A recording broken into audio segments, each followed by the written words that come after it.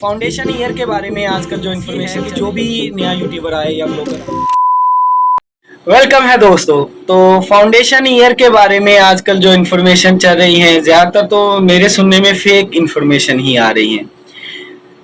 Request ये है कि जो भी नया यूट्यूबर आए या व्लॉगर आए ऐसा कोई इशू नहीं है, लेकिन कम से कम पहले थोड़ी बहुत इन्फॉर्मेशन इकट्ठी कर लें फिर आप गाइड करें। देखिए, आपको आपके जो फॉलोअर्स हैं आपकी बातें सुनते हैं तो वो फिर मिस गाइड होते हैं इस चीज़ से। तो अब पिछले दिनों एक दोस्त ने राब्ता किया, उसने बताया कि भाई यार मैंने कोई इंग्लिश कोर्स नहीं किया तो मैं फाउंडेशन पे आ रहा हूँ। Is it possible? खुदा के बंदे थोड़ा ये तो सोचने की कोशिश करें ना, फाउंडेशन लगता कब है। हाँ, आप आइल्स करते हैं, पीटी करते हैं, कोई इस तरह का टेस्ट जो साइप्रस में इंग्लिश टेस्ट एक्सेप्टेबल है।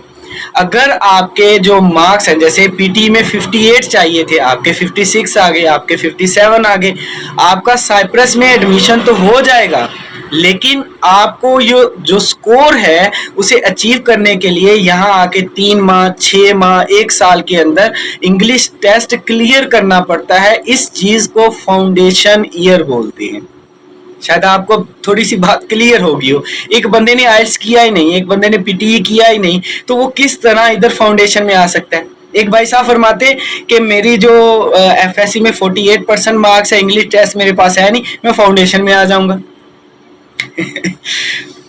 असल में एक और भी कहानी है इसके पीछे। वो कहानी ये है कि जो जितने कंसल्टेंट होते हैं वो पहले फॉर टाइम भी बंदे को अट्रैक्ट करते हैं अपनी तरफ। वो कहते हैं आ जाओ यार, तुम्हारे मार्क्स कम है, तुम्हारे पास कोई टेस्ट नहीं है, तुम आ जाओ। जब वो आएगा तो वो आपको कहेगा हाँ हो जाएगा, कासा की इंफॉर्मेशन निकालेगा सबको। वो हो यार ये तो बड़ी बुरी बात हो गई, क्या हुआ? आपकी तो एज ही 23 है। तो मैंने जो आपके लिए स्कूल कॉलेज देखा था वो कासा हाई स्कूल है, कासा में कोई इंग्लिश टेस्ट नहीं चाहिए, आपके मार्क्स कम है फिर भी वहाँ पे हो जाएगा, तो अब तो आप एप्लीकेबल नहीं है, क्या करेंगे? तो ये मैंने कितनी दफ़ा आपको बताया, अगर आपकी 28 ईयर्स एज है या इससे कम है तो आप एफएससी बेस पे आएंगे। मार्क्स 50% होने चाहिए, फिर उसके बाद आपको इंग्लिश टेस्ट होना चाहिए, पीटी हो, उसके जो हर यूनिवर्सिटी कॉलेज के अपने बैंड्स हैं और अपने स्कोर्स हैं जो आपने अचीव करने होते हैं। हाँ, अगर आपकी एज 21 से कम है तो आप कासा में आ जाएं, कोई इंग्लिश टेस्ट नहीं चाहिए, कोई कुछ नहीं चाहिए, आप वहाँ एडमिशन हो सकता है। तो पहले गाइड तो करें। 25 साल का लड़का है, वो मुझसे कह रहा है कि जी मैं विदाउट इंग्लिश टेस्ट आ रहा हूँ, ऐसा नहीं है। तो फाउंडेशन में होता क्या है? असल में फाउंडेशन ऐसा है कि जब आप इधर आएंगे, आपने कॉलेज जाना है, रजिस्ट्रेशन करवानी है, उसके बाद आप क्लासेस लेंगे। सिमिलर है पाकिस्तान की तरह, वो आपको ऑप्शन देंगे आइल्स करना है, पीटी करना है या पासवर्ड करना है, 3 टेस्ट रेकमेंड करेंगे। अब बच्चों को जो सबसे इजी लग रहा होता है वो पासवर्ड होता है, मैं भी यही रेकमेंड करता हूँ कि भाई पासवर्ड ही करो, इजी है वो थोड़ा सा। तो वो पासवर्ड चले जाते हैं। जैसे पाकिस्तान में 4 मॉड्यूल हैं, इधर भी 4 मॉड्यूल हैं। आप 3 माह में तैयारी कर लेते हैं, 3 माह में दे दें, 6 माह में कर लेते हैं, 6 माह में दे दें। वैसे अटेम्प्ट एक ही है। असल में आप कॉलेज से पूछेंगे ना कि एक बंदा कब है, तो जो आपको वो डिपोर्ट वाला चांस नज़र आ रहा होता है, यार टेस्ट फेल हो गया मैं डिपोर्ट हो, यकीन माने आप डिपोर्ट नहीं होते, क्लियर कर जाएंगे। स्कीम ऑफ स्टडी ऐसी है कि आप नहीं रहते। लेकिन मैं आपको रेकमेंड ये करूँगा जब आप इधर आ जाएं 3 माह या 6 माह के बाद एक दफ़ा अटेम्प्ट कर लें तो बेहतर रहेगा। अगर आप करते ही साल बाद हैं, 1 साल के बाद आपने किया, उधर से वीज़ा एक्सपायर हो रहा है, इधर से आपका टेस्ट फेल हो गया, फिर तो आपको अमनी याद आ रही है ना, तो आप पाकिस्तान चले जाएंगे। तो इसलिए बेहतर यही होगा। तो वही टेस्ट है, सिमिलर है पाकिस्तान की तरह ही, तो इधर आके आपने देना है। फ़र्क ये हो जाएगा, वहाँ आप ऑनलाइन बैठ के दे रहे होते हैं, यहाँ आपने कॉलेज में जाना है, उन्होंने एज एन एग्ज़ाम लेना है, वो कंप्यूटर पे ले लें आपसे, होगा तो वही ना, क्योंकि पासवर्ड एक ऑनलाइन टेस्ट है लेकिन वो सेंटर बेस्ड हो जाएगा। सेंटर कौन सा होगा? अलेक्जेंडर कॉलेज हो जाएगा, अमेरिकन कॉलेज हो जाएगा, वहाँ आपका टेस्ट हो जाना है। तो ये बातें गलत हैं जो आपको बता रहा है कि आपकी एज 21 से ऊपर है और आपका इसमें एडमिशन हो जाएगा, ऐसा नहीं होगा। दूसरी बात रहेगी एकोमोडेशन के हवाले से। एकोमोडेशन का ऐसा चल रहा है कि साइप्रस में अब जो सबसे मेहनत से हासिल की जाने वाली चीज़ है वो एकोमोडेशन है। दूसरा, बच्चे बड़े एक दूसरे के साथ राब्ते में रहते हैं।